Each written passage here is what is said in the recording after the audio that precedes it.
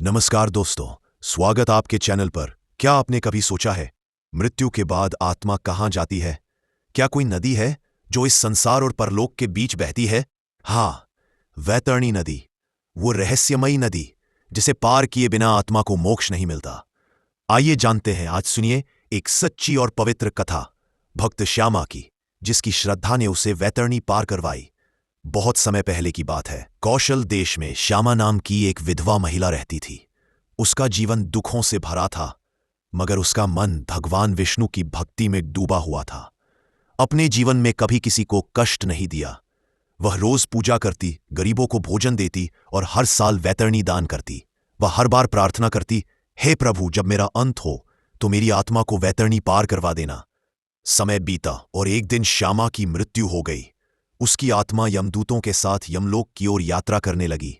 चलते चलते वे पहुंचे एक भयंकर, अंधेरी और डरावनी नदी के किनारे। वैतरणी नदी, उसका जल नहीं था, बल्कि उसमें था कीचड़, मवाद और रक्त। चारों ओर से आती थी मृत आत्माओं की चीख। यमदूत बोले, श्यामा, अब तुम्हें यह नदी अपने कर्मों के बल पर पार करनी होगी। श्यामा ने आंखें बंद की। उसने बस इतना कहा, नारायण नारायण। तभी चमत्कार हुआ। भयंकर नदी शांत हो गई। सामने से एक सुनहरी गाय धीरे धीरे चलती हुई आई। गाय ने अपनी पूंछ झुकाई। श्यामा ने उसे पकड़ा और पूरी वैतरणी नदी पार कर ली, बिना किसी पीड़ा के। तभी आकाशवाणी हुई, जो भक्त वैतरणी दान करता है, जो भगवान का नाम स्मरण करता है और सच्चे कर्म करता है, उसके लिए वैतरणी केवल एक पुल है, मुक्ति का पुल। श्यामा की आत्मा को यमलोक नहीं, वैकुंठ धाम मिला। यह कथा हमें सिखाती है कि जीवन में सच्ची श्रद्धा, सेवा और विश्वास ही सबसे बड़ा धर्म है।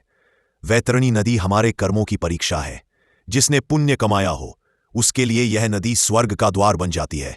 वैतरणी नदी का रहस्य, उसका पौराणिक इतिहास और उसका आध्यात्मिक महत्व।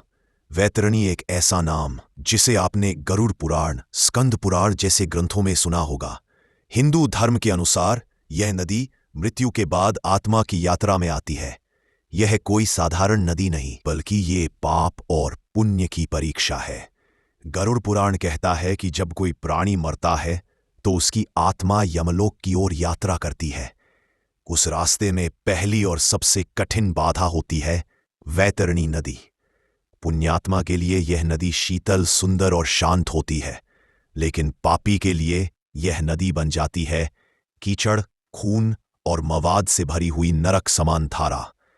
वैतरणी पार कराने के लिए हिंदू धर्म में एक परंपरा है, जिसे कहते हैं वैतरणी दान। श्राद्ध या तर्पण के समय गाय, सोना, जल या वस्त्र का प्रतीकात्मक दान ब्राह्मण को दिया जाता है। कहा जाता है कि इस दान से आत्मा को वैतरणी पार करने में मदद मिलती है और पितरों को शांति प्राप्त होती है। ओडिशा राज्य में भी एक नदी है जिसका नाम है वैतरणी।